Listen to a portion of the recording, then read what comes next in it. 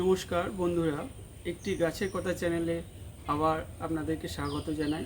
আজকে আমরা যে গাছটির সামনে দাঁড়িয়ে আছি সেটি একটি পাকিস্তানি মাল্টা লেবুর গাছ। দেখুন, ছোট্ট একটা ডামের মধ্যে গাছটার মধ্যে 3টি লেবু ধরে আছে। দেখুন দেখুন বন্ধুরা, কত বড় সাইজ হয়েছে লেবুটার। লেবুটি একটু ওভাল শেপের মধ্যে আছে এবং আজকে একটা টেস্ট রিভিউ আপনাদের সামনে তুলে ধরব। লেবুটি এখনও সম্পূর্ণ পাকেনি এবং এখন এই অবস্থায় আমরা দেখে নেব এর মধ্যে কতটা মিষ্টতা এসছে এবং পরবর্তী সময়ে আরও যে লেবুগুলো বাকি রয়েছে তার একটা সম্পূর্ণ টেস্ট রিভিউ আপনাদের সামনে তুলে ধরব। তো বন্ধুরা, কথা না বাড়িয়ে আমরা এই গাছের মধ্যে থেকে দেখুন একটা লেবু হারভেস্ট করে নিচ্ছি এবং এর টেস্ট রিভিউ একটা আমাদের সামনে আমরা তুলে ধরব। দেখুন বন্ধুরা, গাছ থেকে কেটে নিলাম। তো বন্ধুরা, আমরা চলে এসেছি আমাদের দেবজ্যোতিদার ফার্মে।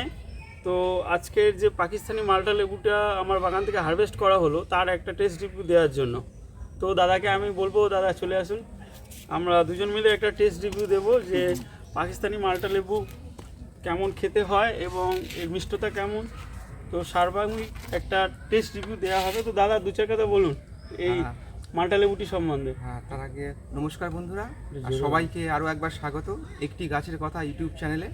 তো যেরকম সুজনদা বললেন যে আসলে আমাদের সমতল ভূমিতে যে মাল্টা বা মুসাম্বিগুলো খুব সাফল্যের সঙ্গে হচ্ছে, তার মধ্যে অন্যতম সেরা জাত এই পাকিস্তানি মাল্টা।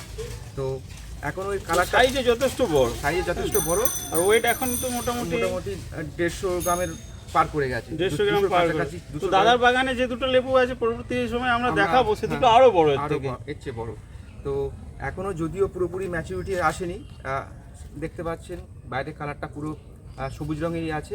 এটা পুরোপুরি ম্যাচিওর হয়ে গেলে পুরো ইয়েলো কালার হয়ে যাবে এবং তখন এর খোসাটা আরও মসৃণ হয়ে যাবে আর ভিতরের জুসের পরিমাণ আর সব কিছু টেস্ট আশা করি আরও বেড়ে যাবে। তো এখন এই অবস্থায় যেহেতু হারভেস্ট করা হয়েছে, আমরা একবার দেখে নেব এখন কী অবস্থা, কেমন খেতে লাগছে।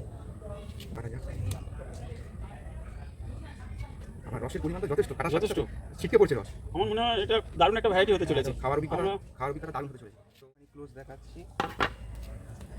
কালারটা ভিতরের কালারটা এই শেপেই আছে আর এই পাকিস্তানি মালটাটা পুরোপুরি একটু ওভাল শেপের আছে। তো নিজেদের গাছের ফল একটা খাওয়ার অনুভূতিটাই আলাদা সম্পূর্ণ। বন্ধুরা, আপনারা দেরি করবেন না, তো অথেন্টিক জায়গা থেকে চারা সংগ্রহ করতে হবে, এটাও বলে রাখা দরকার। মার্কেটে বিভিন্ন চারা বিভিন্ন নামে সেল হচ্ছে, একটাই জাত 3-4 রকম নামে 3-4 রকমভাবেই সেল হয়ে যাচ্ছে। একটাই জাত আপনারা 3 রকম নামে বাড়িতে সংগ্রহ করছেন, কিন্তু জাত তো একটাই। তো চারা সংগ্রহের সময় এই কথাগুলো একটু মাথায় রাখবেন, না হলে আপনাদের অর্থের অপচয়, পরিশ্রমের অপচয় সব কিছুই হবে। 2-1 পিস দানা আছে, 2-1 পিস দানা আছে। সব মালটা বা মুসাম্বিতে থাকে, এটা কোনো কমন ব্যাপার। এটা নিয়ে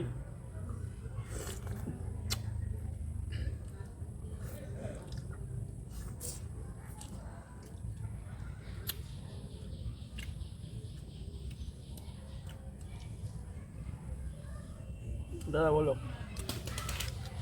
আমার তো খেতে বেশ ভালো লাগলো, মানে কাটার সময় বুঝে গেছি এর রসের পরিমাণ কতটা আছে।